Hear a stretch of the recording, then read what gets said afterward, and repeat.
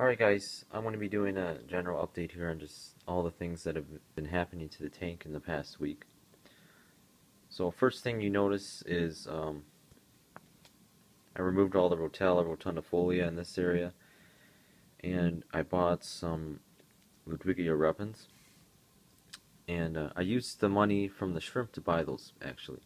So I brought in 25 of the cherry shrimp to my fish store, and they gave me 50 cents a piece.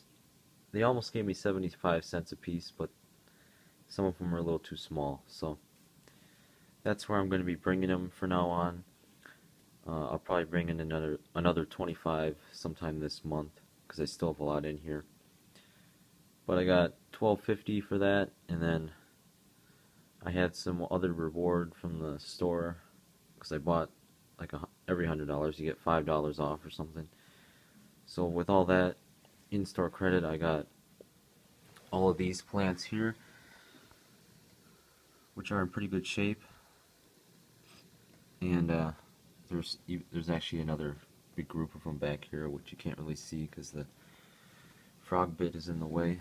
But yeah, somewhere in here, there's another few stems of that. So I got rid of some cherry shrimp. I trimmed this Ludwigia stuff down because it was getting really long. This carpet here is growing in nice after I trimmed it. Just this area here. So that's nice to see. Increase the CO2 a little bit since I have a little more surface agitation because the water is, I kind of filled it up too much, so the filter's blowing across the top of the water instead of down.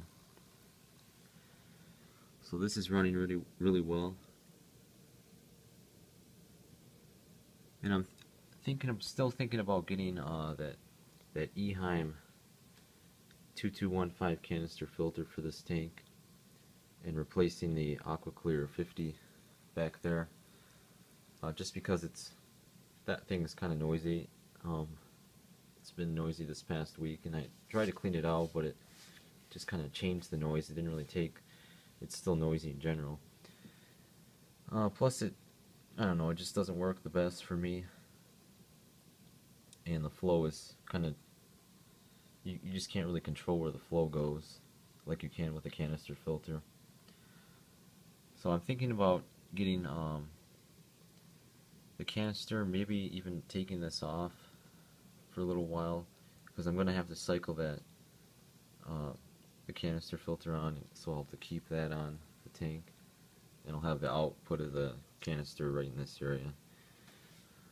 So hopefully we'll be looking into getting one of those soon. All the plants that I ordered off of Aquabid, as you can see, they're all dead. So they just didn't do well in shipment. Good thing is the seller is he's a really nice guy. He guarantees live arrival on all of his plants.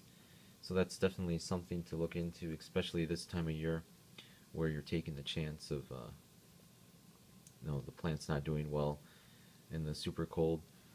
So we're going to work something out, and probably, I don't think it's a good idea to send it right away because it's just going to die again because it's even colder this week.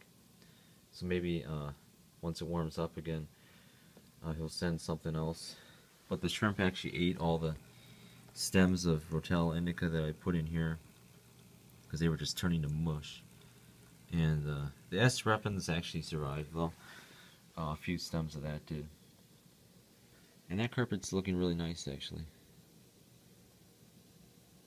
And some of those stems are almost tall enough for me to hack them down and replant it. So we'll be filling in this little area. But sadly the lizard's tail also died. What else has been going on?